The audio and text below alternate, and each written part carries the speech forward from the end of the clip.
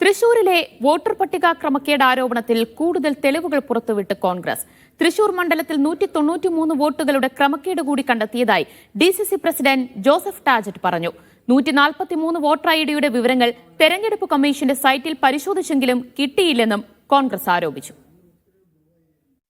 Voter പട്ടിക ക്രമക്കേട് വിവരങ്ങൾ മീഡിയ വൺ പുറത്തുവിട്ടതിന് പിന്നാലെയാണ് കോൺഗ്രസ് നേതൃത്വം വോട്ടർ പട്ടിക പരിശോധന തുടങ്ങിയത്.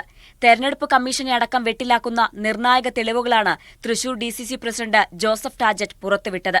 തൃശൂർ മണ്ഡലം കേന്ദ്രീകരിച്ചുകൊണ്ട് 193 വോട്ടുകൾ ക്രമക്കേടിലൂടെ നടന്നുവെന്നും 143 പേരുടെ വോട്ടർ ഐഡിയുടെ വിവരങ്ങൾ തെരഞ്ഞെടുപ്പ് കമ്മീഷന്റെ സൈറ്റിൽ പോലും ലഭ്യമല്ലെന്നും ജോസഫ് ടാജറ്റ് പറഞ്ഞു. കുറുവാ സംഘമാണ് ഇതിന് പിന്നിലെന്നും BJPയെ പരിഹസിച്ചുകൊണ്ട് DCC പ്രസിഡന്റ് പറഞ്ഞു. ഈ വോട്ട് കൊള്ളയ്ക്ക് പുറകിലുള്ള കുറുവാ സംഘം അകത്തും പുറത്തുമുണ്ട് എന്നുള്ള കാര്യത്തിൽ സംശയമില്ല.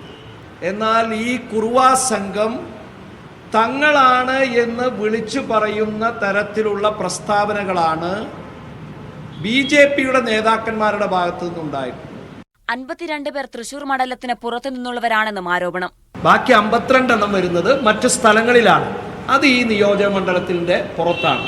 അതുകൊണ്ടാണ് പറഞ്ഞത് ഇതിൽ ക്രമക്കേട് നടന്നുവെന്ന്. ഉദ്യോഗസ്ഥരുടെ സഹായം ഇതിൽ ഉണ്ടായിട്ടുണ്ട് എന്നുള്ളത് വ്യക്തമായ ഒരു കാര്യമാണ്.